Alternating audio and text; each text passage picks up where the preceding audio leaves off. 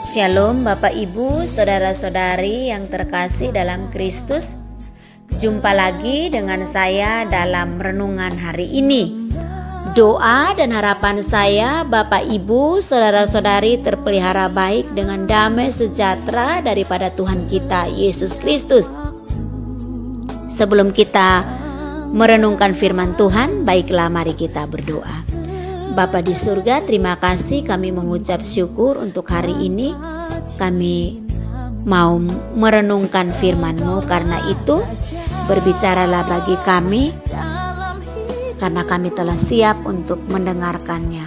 Demi Kristus Yesus yang adalah firman yang hidup itu kami berdoa. Amin.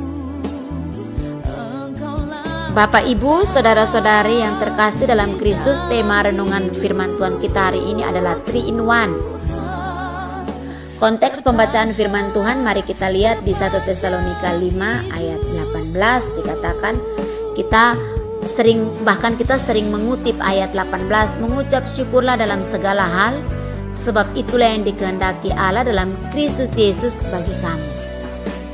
Lepas dari ayat yang ke-16 dikatakan bersukacitalah senantiasa, dan ayat yang ke-17 dikatakan tetaplah berdoa. Bapak Ibu, Saudara-saudari yang terkasih dalam Kristus, mungkin ini karena dalam terjemahan lain Lembaga Alkitab Indonesia yang biasanya kita gunakan terjemahan baru edisi pertama dan juga edisi kedua. Masing-masing ayat merupakan kalimat yang utuh. Dan ini memberi kesan bahwa hanya perintah untuk bersyukur yang merupakan kehendak Allah bagi kita. Akan tetapi lebih tepat ketiga ayat tersebut diterjemahkan sebagai satu kalimat dengan tanda koma yang memisahkan satu ayat dengan ayat lainnya. Dan titik koma ditempatkan sebelum kalimat. Sebab itulah yang dikehendaki Allah. Meskipun kata itulah diterjemahkan dalam bentuk tunggal Yunani touto, namun ini jelas merujuk ke ketiga imperatif ini sebagai satu kesatuan. Dengan demikian kalimat terakhir ini berlaku bagi ketiga perintah tersebut, dan bukan hanya untuk yang ketiga saja. Yang dimaksud adalah sebab itulah yang dikehendaki Allah dalam Kristus Yesus bagi kamu. Jadi dikatakan bahwa jadi bersukacitalah senantiasa, sebab itulah yang dikehendaki Allah bagi kita. Tetaplah berdoa, sebab itulah yang dikehendaki Allah bagi kita.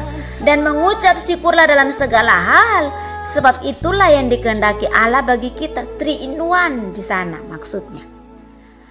Dan karena itu maka kita perlu merenungkan, ada 3 poin penting yang ingin saya bagikan di sini. Yang pertama, Allah menghendaki agar kita senantiasa bersukacita apapun situasinya. Ini bukan dengan cara menampilkan wajah yang selalu manis dan penuh senyuman. Ini adalah sukacita dari hati yang sadar akan segala kebaikan Allah di dalam Kristus bagi kita.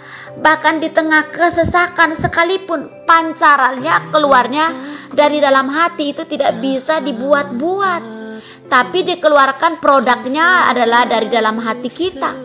Lalu yang kedua, Allah menghendaki agar kita tetap atau terus-menerus berdoa, karena doa menunjukkan ketergantungan kita kepadanya.